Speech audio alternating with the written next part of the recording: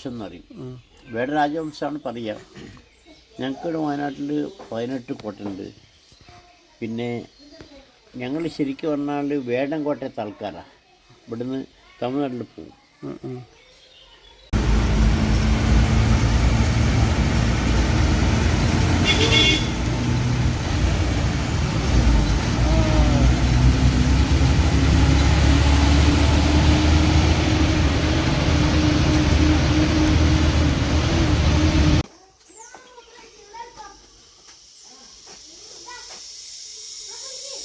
ഇതൊന്നും ഇതിനെ കണ്ട് ഭയങ്കര പവറുണ്ടാവും ഇല്ലേ? നിങ്ങൾ ചോദിക്കാം, ഇത്ര ഞാൻ പറയാം. അപ്പോൾ അങ്ങനെ ചിലരൊക്കെ ഇപ്പം അനുവദിച്ച് ആൾക്കാരുണ്ട്. ഇപ്പം നാളെ കോഴിക്കോട് കണ്ട ഒരാൾ പക്ഷി ഒരു ചാക്ക് വേസ്റ്റ് ഇറച്ചികളൊക്കെ ഉണ്ട് കടപ്പുറത്തുകൊണ്ടില്ലേ എറിഞ്ഞു കൊടുക്കുക. ഇയാളെ കണ്ടുമ്പോഴത്തേന് പരുന്തുകളൊക്കെ ഇങ്ങോട്ട് വരികയാണ്. പരുന്തുകളേ ഇവിടെ കോഴിക്കോട്. അപ്പോൾ ഇതെന്താ അറിയോ, അവർക്ക് അങ്ങനെ പണ്ട് ചത്തിൻ്റെ അങ്ങനായിട്ടൊക്കെ വേസ്റ്റ് തിന്നാൻ കിട്ടും. ഇന്നതൊന്നുമില്ല. അപ്പം അങ്ങനെ കുറേ നല്ലത് ചെയ്യുന്ന കുറേ മനുഷ്യരുണ്ട് ഇവിടെ. പക്ഷെ അവരൊക്കെ വെറും മോശക്കാരായിട്ടാണ് നമ്മൾ ആൾക്കാർ കണ്ടത്. ഇപ്പോൾ ഇവിടെ തന്നെ ഉണ്ട്. നിങ്ങൾ മനസ്സിൽ പോയ പോലെയോ പക്ഷികൾ വച്ചേക്കുന്നുണ്ട്. പിന്നെ ഇപ്പം നിലക്കുന്ന ഈ പാക്കം കോട്ട എന്ന് പറഞ്ഞ കോട്ട മാത്രം നിലക്ക് കൊടുക്കും. അതിപ്പോൾ കുറുവാദ്വീപിലുണ്ട്. അപ്പോൾ കാട്ടിലായതുകൊണ്ട് കോട്ട എന്ന് പറഞ്ഞാൽ വലിയ രാജകോട്ട അല്ല, ചെറിയ ദൈവിക സങ്കല്പങ്ങളാണ്. പിന്നെ ഞങ്ങൾക്ക് അതിനെ സംബന്ധിച്ച് ഞങ്ങളുടെ സ്വന്തം കുലത്തിലെ പെണ്ണ് കല്യാണം കഴിച്ചാൽ അവനെ പിന്നെ വീട്ടിൽ കെട്ടില്ല. അവന് ബ്രഷ് കളിച്ച് പുറത്താണ്. കാരണം 4 കുലങ്ങളുണ്ട്. വില്ലിപ്പക്കുലം, വെങ്കടക്കുലം, ആദ്യക്കുലം, പിന്നെ എന്തൊരു അങ്ങനെ 4 കുലങ്ങളുണ്ട്. സ്വന്തം കുലത്തിലെ പെണ്ണിനെ കല്യാണം കഴിക്കാൻ പാടുള്ളതാണ്. അല്ലാത്ത കൊല്ലത്തിൻ്റെ അതെന്താണ് അങ്ങനെ? ആ സ്വന്തം കൊല്ലം എന്ന് പറഞ്ഞത് ഇപ്പോഴും എനിക്കും അതൊന്നും അറിയില്ലായിരുന്നു. പക്ഷെ അത് ജീനാണ്. സ്വന്തം സഹോദരി കല്യാണം കഴിക്കുമോ എന്നപോലെ ജീനാണ് അത്ര അത്. അപ്പം അന്ന് തന്നെ അവർ അതൊക്കെ മനസ്സിലാക്കി വെച്ചിട്ടുണ്ട്. അപ്പം അങ്ങനെ അവരെ കഴിച്ചാൽ പിന്നെ ഓനെ വീട്ടിൽ കെട്ടില്ല. അത് വീട്ടിൽ നിന്ന് പുറത്താക്കുവരെ അത്രയ്ക്കാണ്. അപ്പം അങ്ങനെ 4 കുലങ്ങൾ. അപ്പോൾ ഞങ്ങൾ കുല അന്വേഷിച്ചാണ് കൂടുതൽ കല്യാണം കഴിക്കുക ഒക്കെ ചെയ്യുക. അപ്പം അങ്ങനെ എല്ലാ കാര്യങ്ങളും വളരെ ചിന്തിച്ച് പിന്നെ ദൈവത്തിനോട് അനുവാദം ചോദിക്കും. പിന്നെ ഞങ്ങൾ പറഞ്ഞാൽ കേൾക്കും. പിന്നെ ഞങ്ങൾ തമ്മിൽ പരസ്പരം ഈ 4 ഗോത്രങ്ങളായിട്ട് വലിയ ബന്ധമുണ്ട്. ഇപ്പം എൻ്റെ അച്ഛൻ്റെ പേര് മാധവൻ എന്നാണ്. എൻ്റെ പേര് കൊച്ചങ്കോട് ഗോവിന്ദൻ എന്നാണ്. ഞാനിപ്പോൾ ഈ സ്ഥലം പഠിച്ച് വന്നു കൂടിയിരിക്കുകയാണ്. ഞങ്ങൾ പിന്നെ അതുപോലെ ഞങ്ങൾക്കറിയാത്ത ഒന്നും തന്നെ ഇല്ല. ഞങ്ങൾ വസ്ത്രമൊപ്പം മാത്രമേ പണ്ട് മേടിക്കൂ. ബാക്കിയെല്ലാം ഞങ്ങളുടെ ഉൽപ്പാദിപ്പിക്കും. മരുന്നായാലും എന്തായാലും അങ്ങനെ എല്ലാ തരത്തിലും നമ്മൾ ചെയ്യും. പോലെ വയൽക്കൃഷി ചെയ്യുമ്പോൾ പ്രത്യേക സുഗന്ധദ്രവ്യം ഭക്ഷണം അരിയിൽ അത് ഉണ്ടാക്കും. അങ്ങനെ വിരുന്നുകാരൊക്കെ വരുമ്പോൾ നമുക്ക് ആ അരിയ ഉണ്ടാക്കി കൊടുക്കുക. പിന്നെ തേന് എല്ലാം അന്ന് ധാരാളം കൂട്ടുകൂടാത്ത ഔഷധങ്ങൾ കിട്ടും. പിന്നെ കള്ളമില്ല, ചതിയില്ല, ഒന്നുമില്ല. ഇന്നിപ്പോൾ വിദ്യാഭ്യാസം ഒന്നുകൂടി ഈ കള്ളവും ചതിയൊക്കെ വന്നു. ഇപ്പം കണ്ടോ, നമ്മൾ ചോരനൊരാളുണ്ട് ആലി മാണിപ്പാൻ എന്ന് പറഞ്ഞാൽ പേപ്പർ കട്ടിങ് വെച്ചിരിക്കുക. അയാൾ മിനുക്കുവേ ദ്വീപിലുള്ള ആളാണ്. അയാളൊരു വാക്ക് പറഞ്ഞിട്ടുണ്ട്, അതിൻ്റെ പേരിൽ അവിടെ ചെയ്തിരിക്കുക. പണ്ട് ഇപ്പോൾ എല്ലാം ഉണ്ടായി, വിദ്യാഭ്യാസം വന്നു കൂടിയിട്ട്. അയാളുടെ മക്കൾ തറ പഠിച്ചിട്ടില്ല. അയാൾക്ക് 13 രാജ്യത്തിൻ്റെ ഭാഷ അറിയാം. അപ്പോൾ അവിടെ വിദ്യാഭ്യാസം ജനറലായിട്ട് വിദ്യാഭ്യാസം കൊണ്ട് മാത്രം പോരാ. മറ്റുള്ള ജനറലായിട്ട് പല കാര്യങ്ങളും പഠിക്കണം. അത് മനുഷ്യന് ഉപകാരപ്രദമായ കാര്യങ്ങൾ പഠിക്കും. ഇപ്പോൾ സ്വന്തം കാര്യത്തിന് മാത്രമേ ഉപകാരമുള്ളൂ. മറ്റുള്ളവർക്കുമായിട്ട് ഉപകാരം ചെയ്യുന്ന സ്വഭാവം നമുക്കില്ല. അത് മാറ്റണം.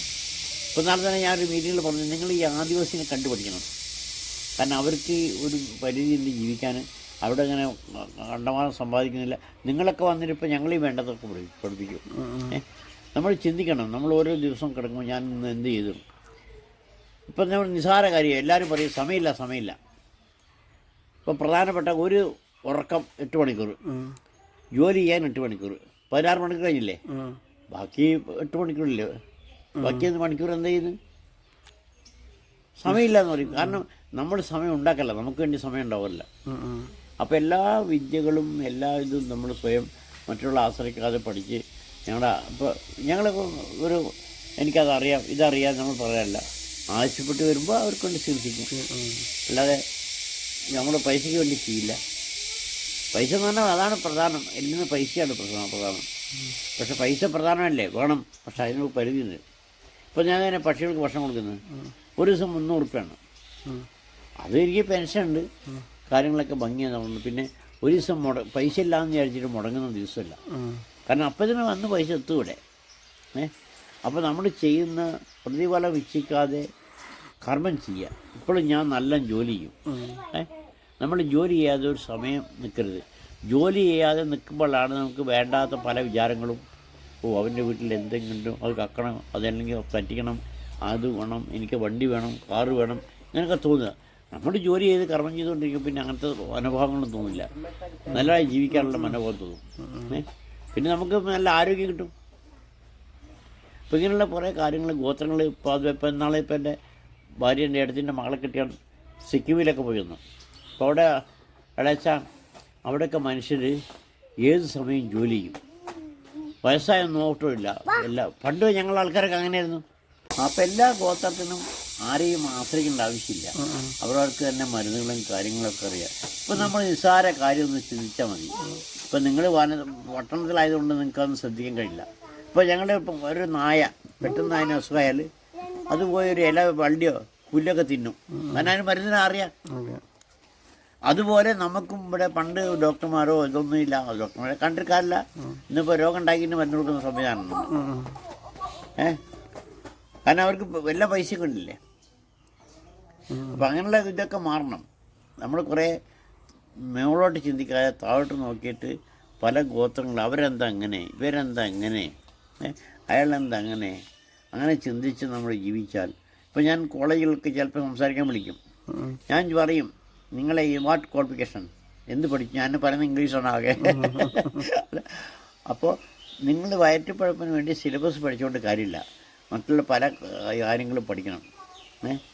എന്നാലേ നമുക്കിതെല്ലാം ചെയ്യാൻ പറ്റുള്ളൂ. ഇപ്പോൾ ഓരോ പെട്ടെന്ന് രോഗം ഉണ്ടായി, ശമനം കിട്ടണം, ഓടി ഡോക്ടറെ കാണാൻ പറ്റുമോ?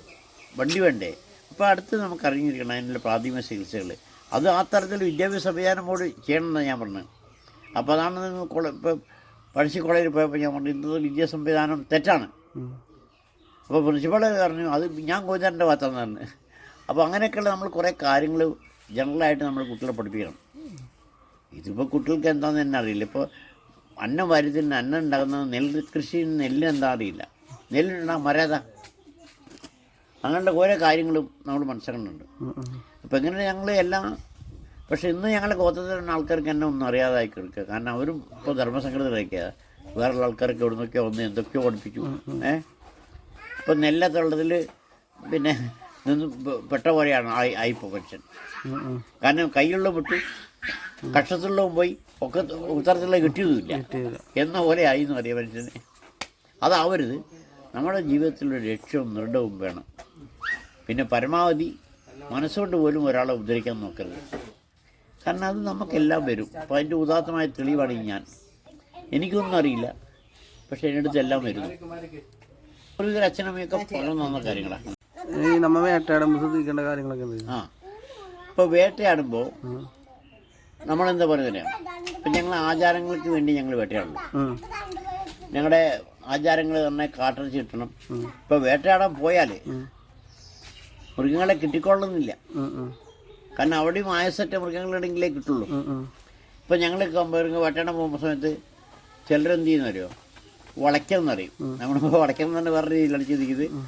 അപ്പോൾ ഈ മൃഗം ഇതിലെ വന്നിട്ടുണ്ടെങ്കിൽ അതിൻ്റെ ചവിട്ട് പോയി പിന്നെ കണ്ടുപിടിക്കും, ഇന്ന കാട്ടിൽ അടിച്ചത്. പക്ഷേ എൻ്റെ അച്ഛനുണ്ടല്ലോ, എൻ്റെ അച്ഛൻ ഇങ്ങനെ കത്തി കൊണ്ട് ഇങ്ങനെ വരയ്ക്കും. ഞങ്ങൾ ഒരു കണ്ടം വെട്ടുകയെന്നറിയും. ഇപ്പോൾ ഒരു 10 കാടുണ്ട് ഇവിടെ, കുന്നിൻ്റെ മുകളിൽ. അപ്പോൾ ഏത് കാട്ടിനുള്ളിലാണ് മൃഗം ഉള്ളതെന്ന് എൻ്റെ അച്ഛനൊന്നും ഈ കണ്ടം വരച്ചിട്ട് പറഞ്ഞു.